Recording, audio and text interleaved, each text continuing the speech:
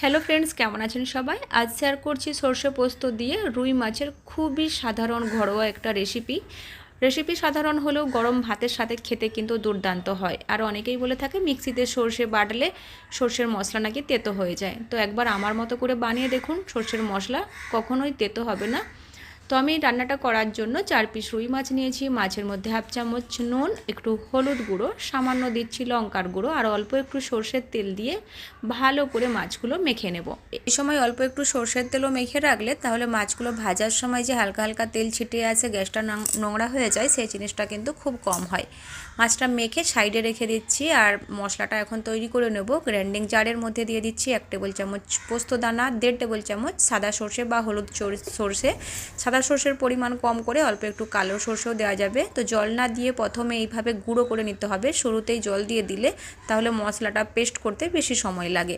তো এখন দিয়ে দিলাম 3টে কাঁচা লঙ্কা, 1/4 টিস্পুন নুন আর দিলাম 3 টেবিল চামচ টক দই। বাটিটা ধুয়ে অল্প একটু জল দিচ্ছি আর এখন একদম ফাইন করে পেস্ট তৈরি করে নেব। তো এইভাবে সর্ষে বাটলে সর্ষের মশলা তেতো হবে না। আর যখন দই ছাড়া সর্ষে বাটবেন তখন একটু ঠান্ডা জল দিয়ে সর্ষেটা বাটবেন, তাহলেও কিন্তু তেতো হবে না। এখন গ্যাস অন করে একটা প্যান বসিয়ে দিয়েছি।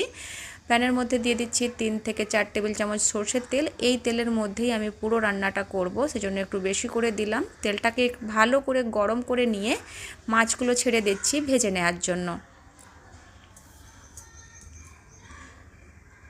এখন গ্যাসের ফ্লেম মিডিয়াম টু হাইতে রেখে আমি মাছগুলো ভাজছি। আর আমি একটু লালচে রং ধরিয়ে মাছগুলো ভাজবো, মানে একটু কড়া করে মাছগুলো ভাজবো। আর আপনি যদি হালকা মাছ ভেজে মাছ খেতে পছন্দ করেন তাহলে নিজের মতো করে মাছটা ভেজে নিতে হবে। তো এখানে আমার দুই সাইডই লালচে রং ধরিয়ে ভাজা হয়েই গেছে। এখন মাছগুলোকে একটু সাইড করে দিয়ে মাঝখানে একটু জায়গা তৈরি করেছি। এখানে 2টো চেরা কাঁচা লঙ্কা, 1/4 টিস্পুনের মতো কালো জিরে দিয়ে দিচ্ছি। এই কালো জিরে আর কাঁচা লঙ্কাটা হালকা ভেজে নেব। তারপর বেটে রাখা মশলাটা অ্যাড করছি। এই সময় একটু হলুদ গুঁড়ো দিয়ে দিতে হবে রঙের জন্য।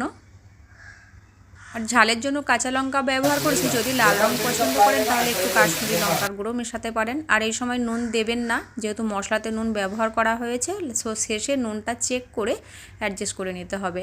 হালকা একটু মশলাটা নেড়ে চেড়ে নিয়ে গ্রাইন্ডিং জারটা ধুয়ে জল দিয়ে দিলাম। আর মশলা খুব বেশি কষানোরও দরকার নেই। আর জলটা আমি সেই বুঝে দিলাম। আমি ঝোলটা খুব একটা মোটা আবার খুব একটা পাতলাও রাখবো না, মিডিয়াম থাকবে। যদি পাতলা পছন্দ করেন তাহলে আরও একটু জল দিতে হবে। জলটা দেওয়ার পর গ্যাসের ফ্লেম হাই রাখবো ঝোলটা ফুটে ওঠা পর্যন্ত। তারপর ফ্লেম লো করে দিয়ে 4 থেকে 5 মিনিট রান্না করব। এখন গ্যাসের ফ্লেম অফ করে দিয়ে অল্প একটু কাঁচা সর্ষের তেল দিয়ে দিচ্ছি। আর অবশ্যই শেষে নুনটা একটু অ্যাডজাস্ট করে নিতে হবে। সর্ষের তেলটা দেওয়ার পর ঢাকা দিয়ে স্ট্যান্ডিং টাইমে রেখে দেবো 8-10 মিনিটের জন্য। 8-10 মিনিট পর এখন একদম রেডি গরম ভাতের সাথে পরিবেশন করার জন্য। এই ছিল খুবই সিম্পল সাধারণ রেসিপি, কিন্তু গরম ভাতের সাথে খেতে হয় দুর্দান্ত। তো ফ্রেন্ডস, সর্ষে বাটার কোনো রেসিপি যদি তেতো হয়ে যায় এইভাবে সর্ষে বেটে রান্নাটা করুন, তাহলে কিন্তু কখনোই তেতো হবে না। আর আজকের রেসিপি যদি একটু ভালো লেগে থাকে ভিডিওটিকে লাইক শেয়ার করতে ভুলবেন না। চ্যানেলে নতুন বন্ধু হয়ে থাকলে চ্যানেলটিকেও সাবস্ক্রাইব করে রাখবেন এরকমই নতুন নতুন রেসিপি দেখার জন্য। বাই।